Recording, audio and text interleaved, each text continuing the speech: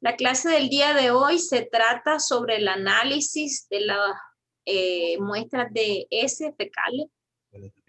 Vamos a tocar el tema, ¿verdad?, sobre este tipo de exámenes clínicos que se deben de realizar en el laboratorio para el análisis de las heces fecales.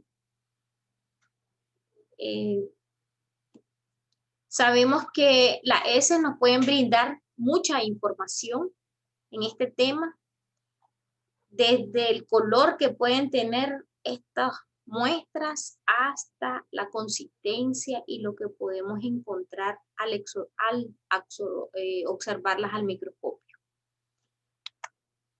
Nuestros objetivos serán reconocer el sistema digestivo y sus partes y funciones. Vamos a describir el montaje de las muestras de las heces fecales. También vamos a explicar la interpretación correcta de los resultados obtenidos del análisis de las heces fecales. Recordemos que nosotros tenemos un aparato digestivo que está compuesto por una serie de órganos huecos. Entre ellos tenemos la boca, el esófago, el estómago, el intestino delgado, el intestino grueso. Inicia con la boca y termina hacia el ano, denominado también, ¿verdad?, como un tubo digestivo que en su interior está revestido por una membrana llamada mucosa, la cual contiene diminutas glándulas que producen jugos gástricos y contribuyen a la digestión de los alimentos. La digestión se va a dar una vez que hemos ingerido los alimentos, han pasado por el proceso de masticación, llega la deglución de los alimentos y pasan al estómago donde ocurre la digestión. Nos lleva a los nutrientes, son alimentos transformando las moléculas complejas, ¿verdad?, en moléculas sencillas. Si vemos que en el proceso tenemos ingestión, digestión, absorción y egestión, que es una vez que le hemos sacado todos los nutrientes a esos alimentos, nosotros debemos de desechar lo que ya no necesitamos. La distensión del recto y el estímulo resultante, los nervios, ¿verdad?, es las paredes. Sabemos que en el tracto o una parte del sistema digestivo, tanto en el delgado como en el intestino grueso, él va a tener diferentes tipos de nervios que lo van a rodear. Son varios plexos, donde tenemos los plexos nerviosos, que ellos contribuyen a los movimientos de las sustancias que van pasando por el túbulo hueco. Existen también alteraciones patológicas de la digestión, puede conllevar a situaciones como diarrea o estreñimiento. La diarrea sabemos que va a ser el comportamiento de las heces en forma líquida, y el estreñimiento va a ser todo lo contrario, va a ser en forma de piedra o absorbidas totalmente, sólidas. En el caso de la diarrea, es una manifestación de diversas enfermedades. Hay diversas enfermedades, tanto las parasitosas como las infecciones por bacterias, virus y algunos hongos que pueden dañar el intestino, ¿verdad?, y provocar una mala digestión y por ende la diarrea. Esto va a ser un padecimiento bien conocido, ¿verdad?, por todos los médicos y sufrido por casi todas las personas. Todo el mundo le ha provocado diarrea. Alguien que me diga que nunca le ha dado una diarrea sería extraño. Las diarreas van a ser enfermedades gastrointestinales que se manifiestan por un aumento del número de evacuaciones o de cantidades de deposición al día, cuyo contenido va a tener mayor cantidad de agua y de lo normal, tomando las características de flojo o aguado o en ocasiones hasta líquida. El estreñimiento, ya les dije que es lo contrario de la diarrea, puede aparecer, ¿verdad?, en personas que consumen muy poca agua. Las excretas van a ser un poco más sólidas. Vamos a tener cambios en el tipo de la formación de la S. Estos cambios pueden deberse al tipo de alimentación. Cuando las personas se van de viaje y el cerebro automáticamente les dice no debo de ir al baño en cualquier baño, entonces hace que haya más estreñimiento, que evite las evacuaciones porque tal vez no hay el lugar donde vayan a poderlo hacer adecuadamente. Por lo tanto, van acumulándose en el intestino grueso y como el intestino grueso es la última parte donde terminan de absorber el agua, se va solidificando. También en ocasiones de algunos medicamentos pueden provocar estreñimiento o algún defecto nervioso que podamos tener en nuestro organismo en el momento que tienen no llevan el mensaje adecuado para que se puedan hacer las evacuaciones normales según los alimentos que nosotros vayamos consumiendo. El número de posición, o sea, las veces que nosotros vayamos a ir al baño va a depender de la dieta que nosotros tengamos. Si nosotros consumimos mayor dieta líquida o mayor dieta de vegetales, podemos ir a hacer más evacuaciones, podemos hacer las 3 hasta 4 veces al día, según las veces que comamos y según las cantidades de agua que podamos tener al día. Puede ser algunas veces en forma aguda o crónica y siempre en consecuencia de la mala absorción, ¿verdad?, del agua y los electrolitos.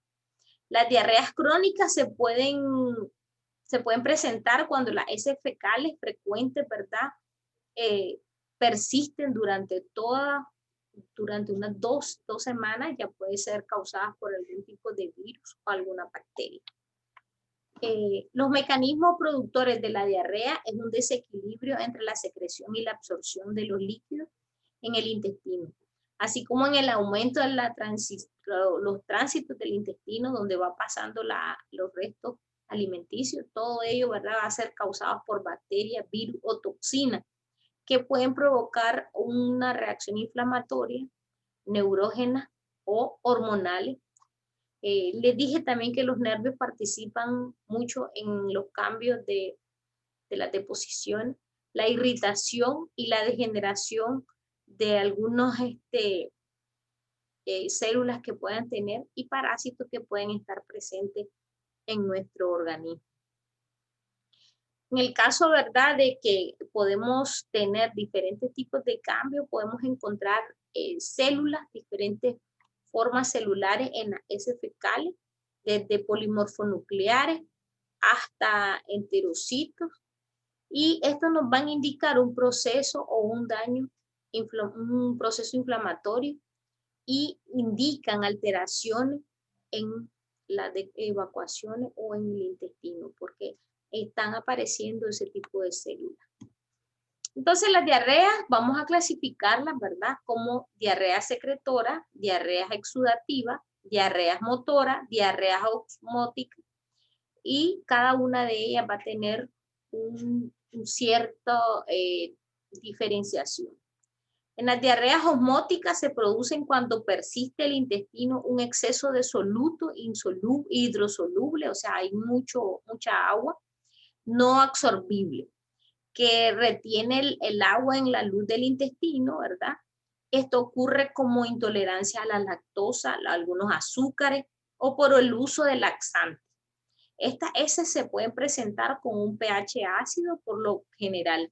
Entonces, esto quiere decir que cuando una persona se presente a su consulta y le diga, mire, doctora, doctor, tengo una diarrea, y usted puede mandarle a hacer el examen de tolerancia a los azúcares o a la glucosa, y también le pueden medir el pH. El pH tienen valores normales en ese, o sea, si él contiene entre los rangos normales el pH, quiere decir que con esto podemos clasificar el tipo de diarrea que podemos encontrar. En el caso de las diarreas secretoras, ¿verdad? Se producen cuando el intestino delgado y grueso secretan agua y electrolito en vez de absorberlo. Entre estas tenemos las toxinas por la bacteria, ¿verdad? Como la bacteria del cólera, ella va a producir más agua y los electrolitos no se van a absorber, más bien se van a eliminar. Las toxinas de algunas bacterias, ¿verdad? Como la Enteroproteus, algunos parásitos, algunos hongos también pueden producir diarreas infecciosas y también el pH va a venir diferente a las diarreas osmóticas. Osmótica es cuando pierden más agua, ¿verdad? Entonces, por lo tanto, esas heces fecales van a ser de 5.5. En el caso de las diarreas secretoras van a ser de mayor de 8.5. Las diarreas motoras, aunque se han estudiado poco, se ve que con certeza se producen alteraciones hiperistálticas como con la disminución del contacto entre el contenido luminal y la mucosa intestinal. Y en la diarrea exfoliativa, a ver, Karen, si va a hablar, o pone atención o apaga el micrófono, no sé. La diarrea exudativa van a ser inflamaciones, ¿verdad?, del intestino, las ulceraciones en parte del intestino y el estómago, las tumefacciones van a ser aumentos de tamaño de algunos tipos de pólipos en las mucosas. También pueden tener úlceras, linfomas, carcinoma, cuando ya los pacientes tienen algún tipo de cáncer. Y van a aumentar el volumen y los fluidos en este caso, ¿verdad? Y puede ser también causada por la infección bacteriana por salmonelas y Shigella. En este caso, frecuentemente se debe de utilizar antibióticos. Si fuera causada la diarrea exudativa por parásitos, se debe de revisar el examen general de ese para revisar si realmente es por una bacteria o por algún parásito que le puede estar ocurriendo. Las evacuaciones que presenta un bebé recién nacido, recordemos de que no son comunes, no es normal. Ellos nunca han tenido ningún tipo de alimentación en su organismo, más que el estar secretando o metabolizando la sangre de la madre que le transfiere a través del cordón umbilical. Y va a encontrarse en las primeras 24 horas de color oscuro, muy oscuro y pegajoso. En general, algunos bebés, ¿verdad?, menores de 6 meses deben de evacuar normalmente, ¿verdad?, varias veces al día. Hasta 3 deposiciones se pueden considerar normal. Para los niños ya de 2 años de edad, pueden tener entre 1 o 2 evacuaciones al día. Cuando ocurre estreñimiento, y habíamos dicho, ¿verdad?, que este es un proceso que crea la materia fecal endurecida, se mueve lentamente en el intestino y puede tener procesos de dolor, como sentir un nudo, como se mira en la imagen, ¿verdad? Esta incluye cuando no toman suficiente líquido, puede provocar, ¿verdad?, este tipo de alteraciones. Además, que si no consumen suficiente fibra, también pueden tener daños por medicamento, y no ir al baño cuando se siente la necesidad de defecar es otro de las causas del estreñimiento. O también a algunas personas les encanta usar regularmente los laxantes, y esto provoca que nuestro organismo reaccione ante ese medicamento y tenga que más bien detener las evacuaciones, y provocan, por lo tanto, el estreñimiento. ¿Cuál sería la relación entre el estreñimiento y la incontinencia de la heces? Bueno, el estreñimiento cuesta, ¿verdad?, ir al baño totalmente. Algunos niños tienen problemas de estreñimiento, pueden también ensuciar su ropa con heces fecales. En este caso sería la incontinencia que no retiene, puede ser algún problema neurológico. También guarda mucha cantidad de heces en la parte última del recto, ¿verdad? Y puede ser que haya demasiado escapado por el ano porque no tiene buena como retención en la última parte del ano. Todo puede deberse a problemas de nervioso o también cuando se están deteniendo de ir al baño y luego eh, se les sale un poquito y se pueden manchar. Entonces, esas pueden ser las causas del estreñimiento, ¿verdad? Y de la incontinencia. Vamos a hablar sobre el análisis de la S. Como la palabra lo dice, ¿verdad? La S viene relativamente de S fecal. La coproparasitología o el coproanálisis será definido etimológicamente como el análisis de S y incluye el coprocultivo, que es el cultivo de la S, el coprofagos que van a ser, vamos a derivar esta palabra, que fago significa comer o ingerir, que se alimentan de excremento, coprolito y piedra, excretan fosilizados, o sea que ya están en proceso de descomposición y de eliminación. Las heces, ¿verdad?, están constituidas por productos alimenticios no digeribles y no son, tienen en algunas ocasiones mucosa, células, restos o jugos intestinales procedentes del hígado, del páncreas y de las glándulas digestivas. Las enzimas no destruidas, ¿verdad? No destruyen totalmente los leucocitos, por lo tanto pueden aparecer también en las heces fecales. Normalmente no deben de aparecer ningún tipo de célula. Estas células pueden ser, ¿verdad?, epiteliales. El resto del procesado de las paredes del intestino, glóbulos grasos, productos nitrogenados, procesados de proteínas, sales minerales y agua y grandes cantidades de bacterias. Todo esto, ¿verdad? Eso es lo que se va a eliminar a través de la heces fecal. Existen dos categorías. Una de las categorías es clasificar las heces como patológicas y no patológicas. En el caso de la heces patológica puede tener presencia de moco, pus, sangre o restos de tejido. En las enfermedades donde se alteran el sistema digestivo, ¿verdad?, van acompañadas de diarrea.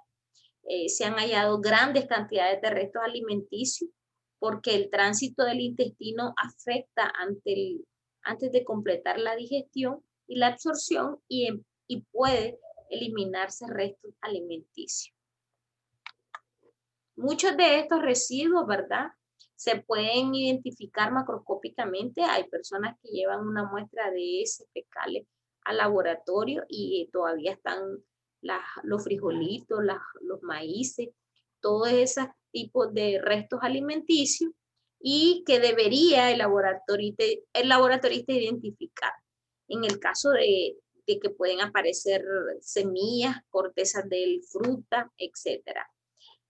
Cuando se hace el examen macroscópico, se van a observar fibras musculares, las células vegetales y fibras de pelo. Esto quiere decir que cuando ustedes envíen una muestra al laboratorio y al análisis se le reporta, en el reporte del análisis se escribe, se observan restos alimenticios. No se le van a describir que es un maíz, que es un frijol, etcétera, sino que más bien solo se va a indicar que existen restos alimenticios. Quiere decir que está provocado porque están pasando los alimentos sin efecto, o sea, no están procesándose, el metabolismo está súper lento y puede ser de que deje pasar algunos pedazos de alimentos que hace que aparezcan en la heces, y ese es uno de los indicios que no está bien el paciente, porque si empieza normalmente los jugos gástricos, las enzimas, todo lo que se encuentra en las vías biliares, en el intestino, debe destruir totalmente estos alimentos. Entonces, ¿qué está pasando con el paciente en ese momento? Está ocurriendo que él no está sintetizando o metabolizando adecuadamente el producto alimenticio. Las cantidades por día que debe de ser, que deben de eliminarse normalmente, puede ser aproximadamente 350 gramos al día o más, debido a la cantidad de alimentos que se consuma o el tipo de alimento como las fibras, pueden eliminarse, ¿verdad? Mucho menor cantidades. Si son vegetales, vamos a hacer heces fecales, vamos a producir más heces fecales, porque son fáciles de digerir, porque son fáciles de desintegrar, etc. En cambio, si consumimos muchas proteínas, en el caso de las carnes, va a tardar un poco más el proceso y las evacuaciones van a ser menores o de menor cantidad. Lo normal para un adulto va a ir de entre 100 a 200 gramos por día. En el caso de diarreas agudas o graves pueden eliminarse hasta varios litros de líquido o de agua o de heces fecales al día. ¿Qué vamos a hacer cuando vamos a enviar un examen de heces? A ver, Geraldine, dígame. ¿Qué cree usted que para qué le va a enviar un examen de heces a un paciente?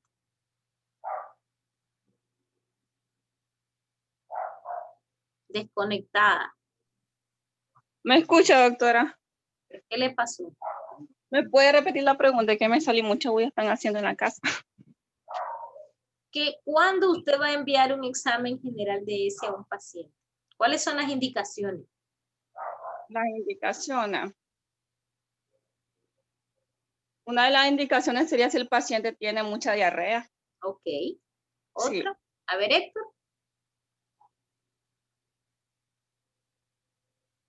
Si presenta dolor abdominal agudo, o no precisamente agudo, pero sí que si presenta dolor abdominal, si refiere de que ha tenido evacuaciones recientemente, también recordemos que la diarrea, para que se clasifique diarrea, si no más me equivoco, tienen que tener como mínimo de 3 o más defecaciones en una hora. Si tiene menos, en una hora, en un día creo que. Si tiene menos, no se considera como diarrea. A ver, José Mario.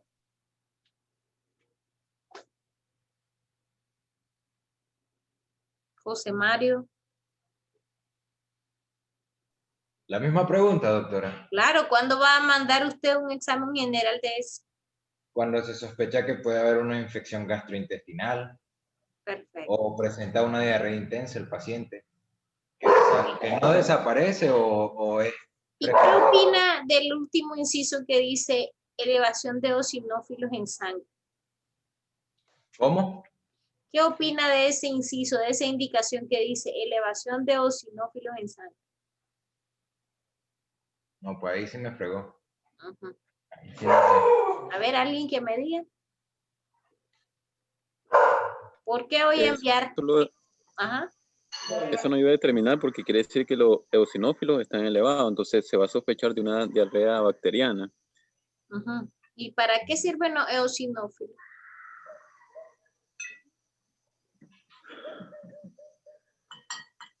¿Recuerdan en la filariasis, en la estricinosis, que había un aumento de eosinófilos, en la tenasisticercosis, en la Ascaris lumbricoides, habían aumentos de eosinofilia? Recordemos, en sangre tenemos, ¿cuántos grupos celulares hay en sangre? A ver, ¿alguien que me quiera decir qué está compuesta la sangre? ¿De qué está compuesta la sangre? A ver, Francela. Buenas noches, doctora. Bueno, la sangre sabemos que está compuesta por plasma, está compuesta por los glóbulos rojos, las plaquetas y también por los glóbulos blancos, que los glóbulos blancos pues se dividen en varios. Que los glóbulos blancos son los que están especializados para actuar frente a lo que son las infecciones en el huésped, ¿verdad? Lo que usted mencionaba de los eosinófilos son importantes cuando hay infecciones porque aumenta el número porque están tratando de atacar la infección que se está dando. ¿De quién es la infección? ¿De qué? Se la voy a poner fácil. virus, bacteria o parásito. De los parásitos, doctora. De los parásitos, ok. Entonces, en las indicaciones para hacer un examen general de ese, tiene que tener el paciente que le refiera que en alguna ocasión puede tener prurito anal. Si tiene dolor abdominal persistente, o sea, le duele todos los días el estómago después de comer o después de ir al baño, tomar agua, etcétera, entonces provoca un dolor o retorcijón que le dicen a la gente. Entonces él no le va a decir el paciente, tengo dolor abdominal, le va a decir, tengo retorcijón. También cuando hay periodos intermitentes de diarrea, es más que lógico que enviar al paciente, ¿verdad? A que se haga un examen general. Y si ese paciente no se hizo un examen, se hizo un examen general de sangre y propiamente le marcan muchos eosinófilos fuera de los valores o los rangos normales, recordemos que el eosinófilo es un leucocito, ¿verdad? Que es uno de los polimorfonucleares que defiende a nuestro organismo contra bacterias y alergias. Igualmente, los parásitos pueden provocar alergia y pueden estar siendo atacados por los gránulos de los eosinófilos. Entonces, como dijo Francela, van a llegar al sitio de lesión y tienen que aumentar su número porque ellos están muriendo. Si un leucocito, independientemente de la línea que sea,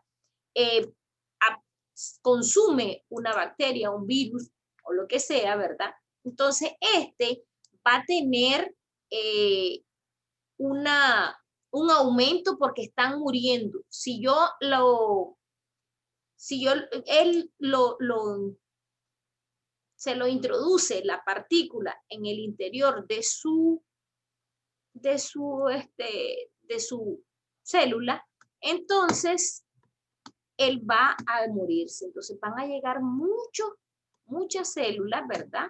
A ese sitio y se van a aumentar en sangre porque ellos están llegando al sitio de lesión y lo vamos a encontrar en Ay, Dios, ¿qué me pasó?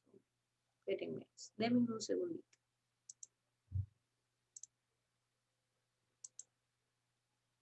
Okay.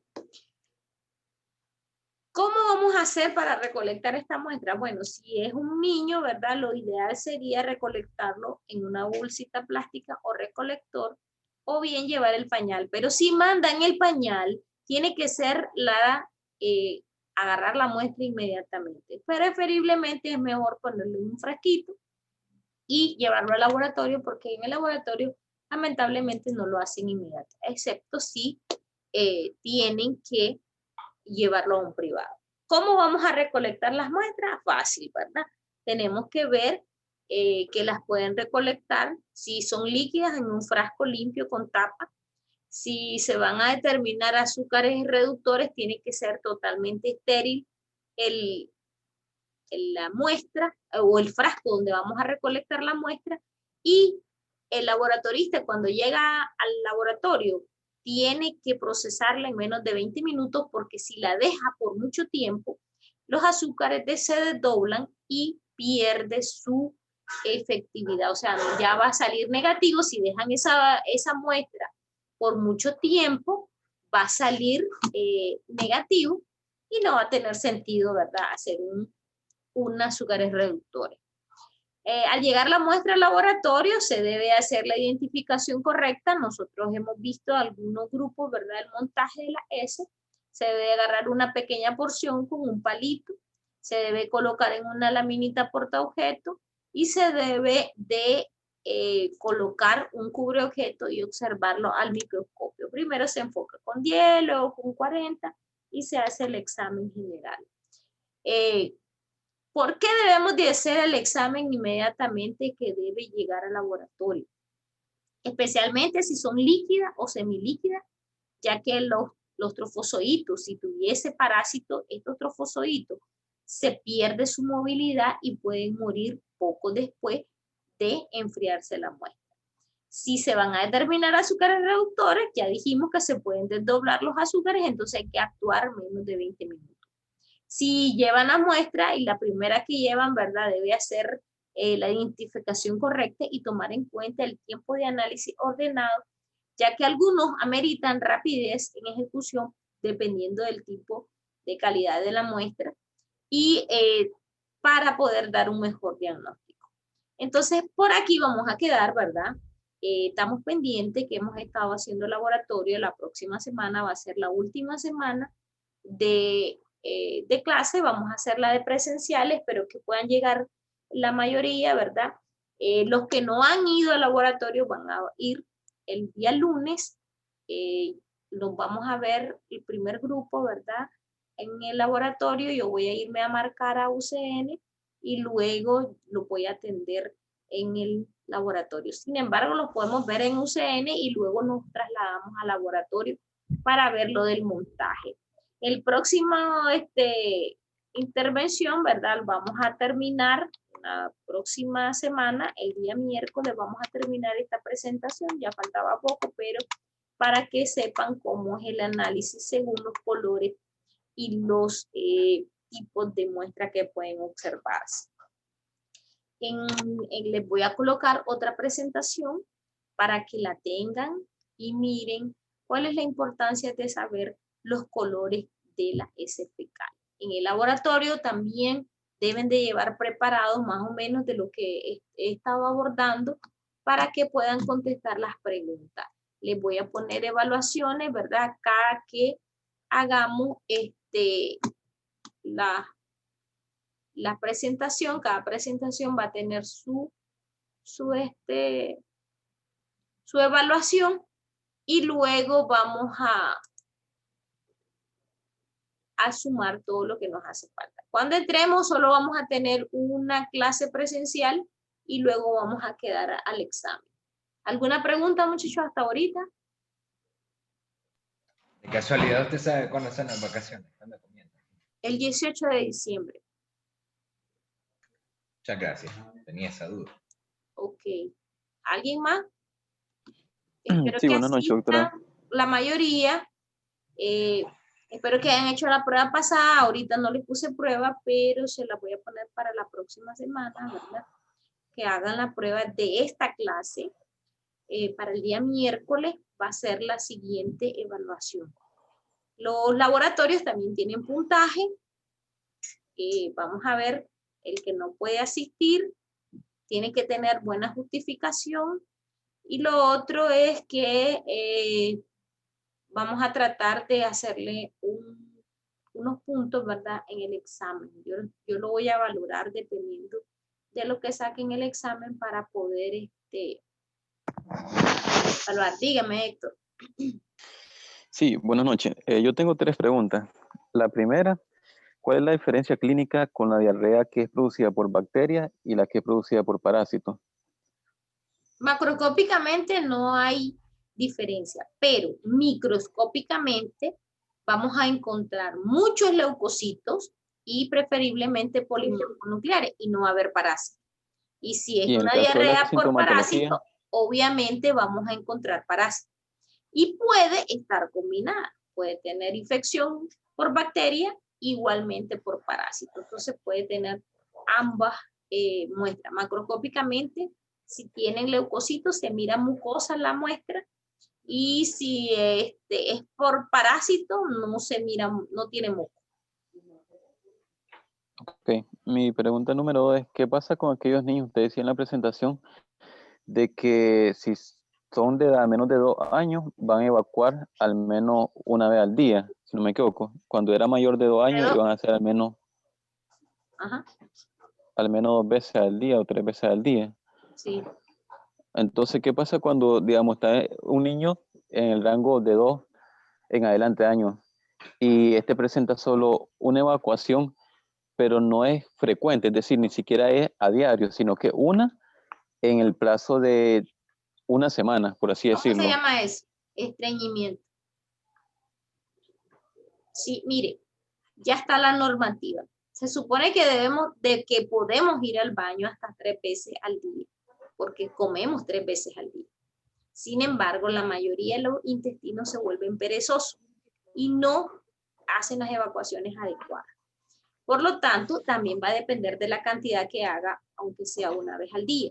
Si se supera las 4 veces al día, se considera diarrea. Pero también tiene que tener un estado líquido o semiblanda para que digamos que tiene diarrea. Los niños, pues en ocasiones, sabemos que no toman suficiente agua y ellos pueden tener más dificultades para evacuar. Sin embargo, lo ideal sería que sea de 1 a 2 veces al día en ese rango de edad. Si existe la posibilidad que no va al baño, entonces ya tiene un estreñimiento que hay que investigar cuál es la causa para poder darle el tratamiento adecuado. Porque también si le dan laxante para ir al baño, va a provocar mayor estreñimiento.